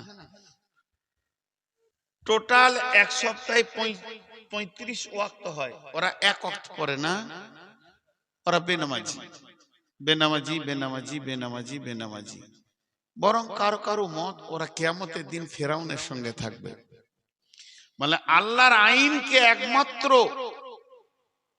নেকেট করেছিল ফেরাউন, সে নতুন আইন তৈরি করেছিল। আর শুধু জুমা পড়ার আইনটা কোনো মৌলবি বলেনি, কোনো বক্তা বলেনি, কোনো মুহাদ্দিস বলেনি, কোনো হাদিসে নাই, কোরআনে নাই, তাফসীরে নাই, ইমাম বলেনি, মুয়াজ্জিন বলেনি, হাজী বলেনি, গাজী বলেনি, মুন্সি বলেনি। পেলে কোথা থেকে? চলছেও তো ভালো ভালো চালিয়ে যাচ্ছে, কিন্তু পেলো কোথা থেকে? তো এরা বেনামাজি, এদের কিয়ামত হবে ফেরাউনের সঙ্গে। এটা কারো কারো মত, এটা আবার হাদিস নাই। বলবেন না যে সরাসরি হাদিস আছে, না, এটা কোনো মুফাসসিরের মত। এখন আমি আপনাদেরকে বলছি, যারা কোনোদিন নামাজ পড়েনি, শুধু শুক্রবার পড়ছেন, ওরাও বেনামাজি। তো ওই লক্ষ্যটা হাত তুলেন, তাহলে এটা খারাপ হবে। তা আমি বলছি, আমরা নামাজি বেনামাজি সবাই হাত তুলবো, আর নিজের মুখ দিয়ে বলবো, আর জ্ঞানবশত নামাজ ছাড়বো না। একটা লোক যদি মসজিদ ঢুকে যায়, টোটাল জালসার মেহনত, খাটাখাটনি, খরচা সব ডবল উঠে যাবে। তো আমি এই কালেকশনটা আপনাদের সামনে করছি, আল্লাহর ওয়াস্তে একবার সকলে বুঝেন। আপনাদেরকে আমি আলাদা করে হাত তুলছি না। বিশ্বনবী দিন শিখাচ্ছিলেন মসজিদে নববীতে, এমন সময় একজন উজু শেষ হয়ে গেছে, আর উজুটা যখনই শেষ হয়ে গেছে, কানে শুনতে না পেল, নাকে ধরা পড়েছে যে কার উজু নষ্ট হলো। লোক বলছে, কে নষ্ট করলি রে মজলিসটাকে, উজু করে আই। এমন সময় বিশ্বনবী বলছেন, বাবু, যার উজু ভেঙেছে সে উজু করো। কিন্তু তারই মাঝে হযরত উমর বললেন, ইয়া রাসূলুল্লাহ, আপনি তো অনেকক্ষণ থেকে আমাদেরকে দিন শিখাচ্ছেন, তো কিছুক্ষণ ছেড়ে দেন, সবাই হাত মুখটা ধুয়ে আসি। ইজ্জতটা বাঁচলো কি বাঁচলো না? তো মা বোনেদের ভিতরে যারা নামাজ পড়েনি, আর পুরুষের ভিতরে পুরুষরা হাত তুলবেন, আর আমি ইস্তেগফার পড়াবো, আপনারা আমার সঙ্গে ইস্তেগফার পড়বেন, আর মনে মনে নিয়ত করবেন জ্ঞানবশত আর নামাজ ছাড়বো না। বলেন ইনশাআল্লাহ। সকলে বলেন, হাত তুলেন, হাত তুলেন সবাই। আস্তাগফিরুল্লাহাল্লাযী লা ইলাহা ইল্লা হুয়াল হাইয়ুল কাইয়্যুম ওয়া তুবু ইলাই। আল্লাহ আমাদেরকে কবুল করুন, আল্লাহুম্মা আমিন। এবার চলেন, যে কথাটা বলছিলাম, নিজের নিজের আমলের ময়দানে নিজে নিজেকে নিয়ে আল্লাহর সামনে পেশ করতে হবে। এরপরে দ্বিতীয়টা, ওয়াজারাবাল্লাহু মাসালাল লিল্লাযীনা কাফার লিল্লাযীনা আমানু ইমরাতা ফিরআউনা ইয ক্বালাত রাব্বি বিনিলি ইনদাকা বাইতান ফিল জান্নাতি ওয়া নাজ্জিনি মিন ফিরআউনা ওয়া নাজ্জিনি মিনাল কওমিদ যালিমিন। ওরে আমার মা, ওরে আমার বোন, ওরে আমার বেটি, আপনি যদি মনে মনে করেলেন পৃথিবীতে মানুষ তো স্বামী একবারই পায়, আমি পেয়েছি, আল্লাহ আমাকে এমন একটা স্বামী দিয়েছে, স্বামীটা হলো সুদারু, স্বামীটা হলো জুয়ারি, স্বামীটা হলো মাতাল, স্বামীটা হলো বেনামাজি, স্বামীটা হলো বেরুজাদার, স্বামীটা এত বড় জালেম, সে লুচ্চা, সব জায়গায় এসে খারাপ জায়গাতে হাজির থাকে।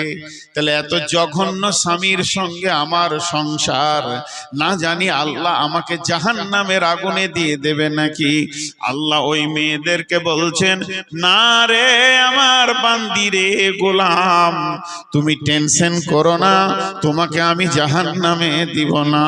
তার কারণ হলো, তোমার জন্য আমি একটা মিশালকে রেডি করে রেখে দিয়েছি, তোমার জন্য একটা বাটখারা রেখে দিয়েছি, তোমার জন্য আমি একটা প্রেমকে রেখে দিয়েছি, যেটাকে নিয়ে তোমার মনের সান্ত্বনা হবে।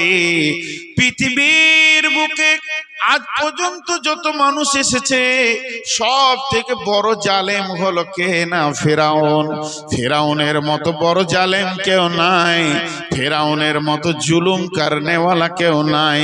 আল্লাহ যাকে কোরআনের ভাষাতে জালিম ঘোষণা করেছে, এই রকম একটা বেঈমানের বিবি, অত বড় জালেমের বেঈমানের বিবি হযরতে আসিয়া আলাইহিস সালাম চিরদিন জান্নাতে থাকবে।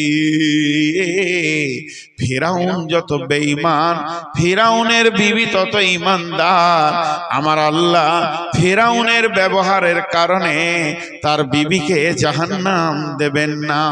হযরতে আসিয়া চিরদিন জান্নাতের মেহমান হয়ে থাকবে। কেন কেন? সে ফিরাউনের বেঈমানি মেনে নিতে পারেনি।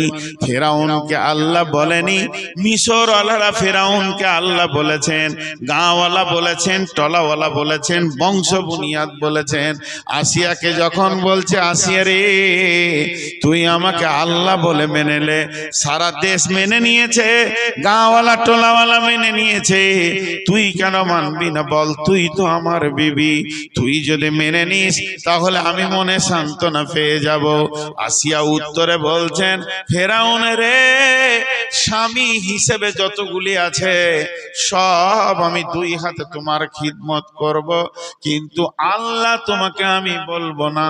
আমার আল্লাহ সুবহানাহু ওয়া তাআলা আম্মা ইউশরিকুন, আমার আল্লাহ হলেন পবিত্র, যার কোনো অংশীদার নাই। অতএব আমি জ্ঞান বশত তোমাকে তার অংশীদার জমাবো না। এমন ফেরাউন শুরু করলো কি, নারীর নরম দেহের ওপরে অত্যাচার শুরু হয়ে গেল। লাঠির ওপরে লাঠি, চাবুকের ওপরে চাবুক চলছে, মারপিট শুরু হয়ে গেল। আসিয়ার শরীরকে ক্ষত বিক্ষত করে দিল। এতেও ফেরাউন মনে শান্তি পেল না। ফেরাউন তখন ঘর থেকে টেনে বের করে, চার হাত পায়ে রশি দিয়ে চারটা খোঁটাতে বেঁধে দিয়ে টান করে কাঁচকে বিছানা করে দিয়েছে ভেঙে। এরপরে একটা বিরাট পাথর কয়েকজন সৈন্যকে নিয়ে এসে বলেছে, ধর। ফেরাউন তার মধ্যে রয়েছে।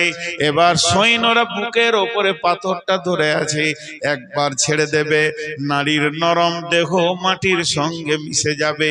এই অবস্থায় ফেরাউন মারার পর হাত পা বেঁধে তাকে একদম কাঁচের ওপরে শুইয়ে দিয়ে ফেরাউনের ভাষা হচ্ছে, এবার বল আমাকে আল্লাহ বলবি কিনা? আসিয়া বলল না। তোকে দ্বিতীয় চান্স দিচ্ছি, বলবি কিনা বল না। এবার ফেরাউন বলে, তোর এটা লাস্ট চান্স, এখনই তুই মাটির সঙ্গে মিশে যাবি রে আসিয়া, একবার ভেবে দেখলি না? তখন ফের আসিয়া মুখ খুলে দিল, রব্বি বিনিলি ইনদাকা বাইতান ফিল জান্নাতি ওয়া নাজ্জিনি মিন ফিরআউনা ওয়া আমালিহি ওয়া নাজ্জিনি মিনাল কওমিদ যালিমিন। ওরে আমার মা, ওরে আমার বোন, মেয়েটা কত দামি ছিল, কি বলেছে আল্লাহ কোরআনে তুলে দিয়েছে, তার মুখের ভাষাগুলো কোরআনে চলে এসেছে। কি বলছেন আল্লাহকে? রব্বি বিনিলি ইনদাকা বাইতান ফিল জান্নাতি, হে আমার রব তোমার জান্নাতে আমার ঘরটা বানাও। ওয়া নাজ্জিনি মিন ফিরআউনা, আমাকে ফেরাউন থেকে তুমি নাজাত দাও, ফেরাউনের জুলুম অত্যাচার থেকে তুমি আমাকে নাজাত দাও, আমাকে তুমি আশ্রয় দাও আল্লাহ। এর 3 নম্বর বললেন, ওয়া নাজ্জিনি মিনাল কওমিদ যালিমিন, এই জালেম বংশতে আমার বিয়ে হয়ে গেছে, মাবুদ রে এই জালেম বংশ থেকে তুমি আমাকে বাঁচিয়ে দাও। এমন সময় ফেরাউন পাথরটা ছেড়ে দিল আর আসিয়া দুনিয়া থেকে চলে গেল। কিন্তু আমার রব তার আগে সমস্ত আসমানকে সরিয়ে ঠিক কুদরতি ক্ষমতাতে পৃথিবীর কেউ দেখুক না দেখুক, হযরতে আসিয়াকে আসমান থেকে জান্নাতের দরজা দেখিয়ে দিয়ে বলল, আসিয়া রে তোর মত আমার জন্য হচ্ছে রে আসিয়া, পৃথিবীর সব দরজা বন্ধ হয়ে গেছে তোর, কিন্তু আমি আল্লাহ তোর দরজা খুলে রেখেছি, তোর কোনো চিন্তা নাই, আমি আল্লাহ তোর উপরে রাজি আছি। অতএব ফেরাউনের বিবি আসিয়া চিরদিন জান্নাতে চলে গেল। জি ভাই বোনেরা আমার, আবার একটা কালেকশন করবো 1 মিনিট। আর একটা আয়াত আছে, আজকের মতো শেষ করব। আর একটা আয়াত আছে, আজকের মতো শেষ করব, কিন্তু আর একবার আপনাদেরকে হাত তোলাবো। সামনে রোজা রাখবো ইনশাআল্লাহ, বলেন ইনশাআল্লাহ। আল্লাহ আমাদেরকে রোজা রাখার তৌফিক দান করুন, আল্লাহুম্মা আমিন। ভাইয়া এগুলো হচ্ছে তাবলীগি জালসার কালেকশন। রোজা আমরা রাখবো, জান চলে যাক তাও রোজা ছাড়বো না। রোজা তো প্রাইজ, বিরাট বড় প্রাইজ, আল্লাহ নিজে প্রাইজ, অতএব রোজা রাখবো। এবার শেষ আয়াতটা বলছি কাদেরকে, আমার বেটিদের জন্য বলছি, যে মেয়েগুলির এখানে বিয়ে হয়নি, আজকে জালসা শুনছে, একদম ইয়ং ব্যাচেলিয়ার, ওদের যা বয়স আর আমার বয়স যা, তাতে ওরা আমার বেটি আমার পেটেই হয়েছে ধরেন। তো বেটিদেরকে বাপ হিসেবে দুটি কথা বলছি এই শেষ আয়াতটাকে দিয়ে। আর সেই সাথে আপনারা আমার খুব আপনজন, মালদার লোক আমাকে খুবই ভালোবাসে, তারপরে অত্র এলাকা কুমারগঞ্জ এলাকার লোক আরো ভালোবাসে। আমি বুঝতে পারি না, এখানে বেশ কিছু মহিলা যেগুলো আমার মা নাই, মায়ের জায়গাটা নিয়েছে, খুবই ভালোবাসেন, মনে করে যে এটাই আমাদের ছেলে। এই ভালোবাসার ঋণী আমি আপনাদেরকে জীবনে শোধ করতে পারবো না, না জানি কখন মারা যাব, আপনারা আমাকে ক্ষমা করবেন। কিন্তু আমার সুগার এখন 490 চলে গেছে, জিভ হাত পা শুকিয়ে যাচ্ছে, হাত পা কাঁপছে। এবছর যতগুলি জালসা করেছি 1.5 ঘন্টার ঊর্ধ্বে একটাও করতে পারিনি, আমার শরীর চলে না। তারপরেও 1.5 ঘন্টা হয়ে গেছে, আমি আর একটা আয়াতের তর্জমা না করে আপনাদেরকে ছাড়বো না, এটুকু বলে রাখছি। সেই আয়াতটা কাদেরকে বলবো, ব্যাচেলিয়ার যেগুলো বিয়ে হয়নি, যাদের স্বামী খারাপ ভালো তো দূরের কথা, স্বামী দেখেনি, ওই মেয়েদেরকে বলবো। আল্লাহ কি বলছেন, বিসমিল্লাহির রহমানির রহিম। ومريم ابنة عمران التي أحسنت فرجها فنفخنا فيه من روحنا وصدقت بكلمات ربها وكتبه وكانت من القانتين। আমি আজকে ওদেরকে আপনি বলবো না, আমি বলেছি ওরা আমার পেটের বিটি, তো তুই করে বলবো, আমাকে আরো ভালো লাগবে যে আমার অনেক কাছের বিটি। বেটি মন দিয়ে শোন রে মা, তোদেরকে বলছি। আল্লাহ তাবারাক ওয়া তাআলা বলছেন, পৃথিবীর বুকে একটা যুবতীকে আমি চিরকুমারী রেখে দিলাম, যার গায়ে কোনো পুরুষ কোনোদিন হাত দেয়নি। মা রে বেটি রে, সেই যুবতী মেয়েটার নাম হচ্ছে মারিয়াম। মেয়েটা কত দামি ছিল, আল্লাহ তার নামে একটা কোরআনে গোটা সূরা দিয়ে দিল। মেয়েটা কত দামি ছিল, তিনি ছিলেন ইমরান নবীর বেটি মারিয়াম।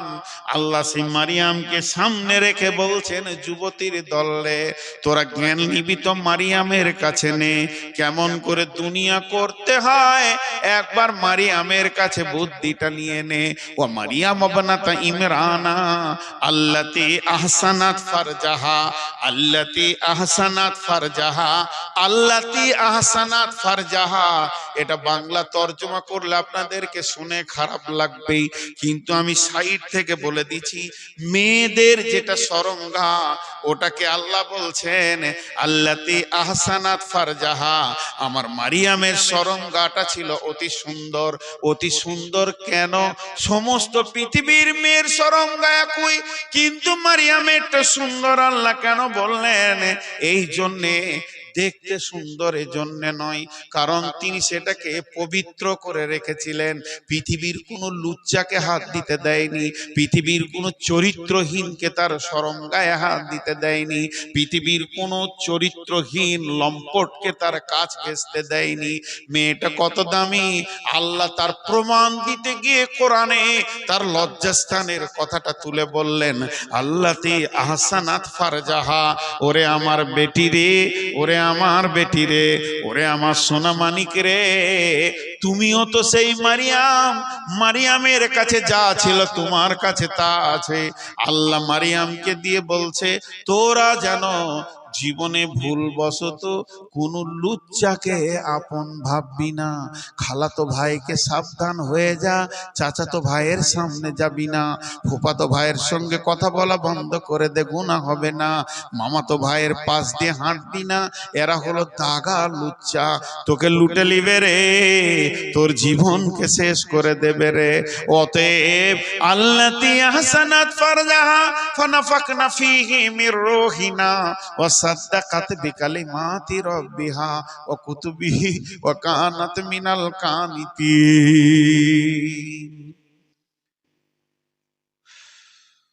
আজকে আপনার ঘরে আমাকে নিয়ে গেছেন, আলহামদুলিল্লাহ, কিন্তু ফেরেশতা ঢুকবে মুসলমানদের ঘরে? বলেন। অনেক মানুষ দেখেছি, 8টা ছেলের বাপ, 8টা ছেলের মা, ফরজ গোসল জানে না, ঘর নাপাক আছে, ওই হালাতে নামাজ পড়ছে। কেউ আবার হজ করে চলে এলো, গোসলের ফরজ জানে না, ঘর নাপাক হয়ে আছে, ঘর নাপাক হয়ে আছে, ঘর নাপাক হয়ে আছে। কিন্তু আপনার আমার ঘরে ফেরেশতা ঢুকছে না, আর মারিয়ামের গোসলখানাতে জিবরাইলের মতো ফেরেশতা। মেয়েটা কত দামি গো! জিবরাইলের মতো ফেরেশতা মারিয়ামের গোসলখানাতে দাঁড়িয়ে অপেক্ষা করছে। কি হয়েছিল ঘটনাটা? মেয়েরা গোসলখানায় ঢুকলে দরজা লাগিয়ে দেবে, ঝাঁপ ফেলে দেবে, কি কাপড় চোপড় দিয়ে দিল, শরীরে তো কাপড় ভালো থাকবে না। তখন মারিয়াম গোসলে ব্যস্ত, হঠাৎ দেখছে একটা সুন্দর চেহারা যুবক দাঁড়িয়ে, আর ওইটা দেখার সঙ্গে সঙ্গে মারিয়াম বলছে, আল্লাহ যেন তোমাকে আমার থেকে হেফাজত করে, তোমার থেকে আমি আল্লাহর কাছে পানা চাইছি, যুবক তুমি আমার গায়ে হাত দিও না। কত বড় কথা! তখন জিবরাইল আমিন বলছেন, মারিয়াম, আমার সেক্স নাই, সেকশনও নাই, আমরা ফেরেশতা, আমাদের নারী পুরুষ নাই, আর আমাদের সেক্সের মতো কিছুই নাই। আমি পুরুষ নই, পুরুষের রূপ ধারণ করেছি, আমি হলাম আল্লাহর রহমতের ফেরেশতা জিবরাইল। আমি তোমাকে